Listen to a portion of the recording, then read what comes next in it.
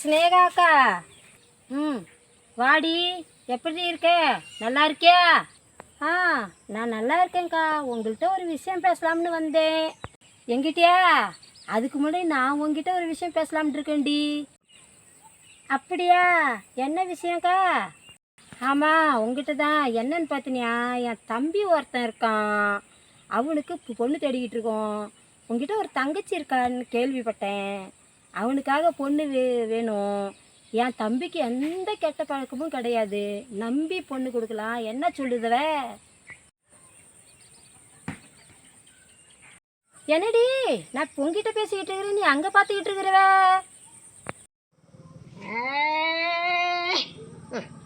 வழிவிடு, என் வீட்டுக்கு போகணுன்னு சொல்கிற. வழிவிடு.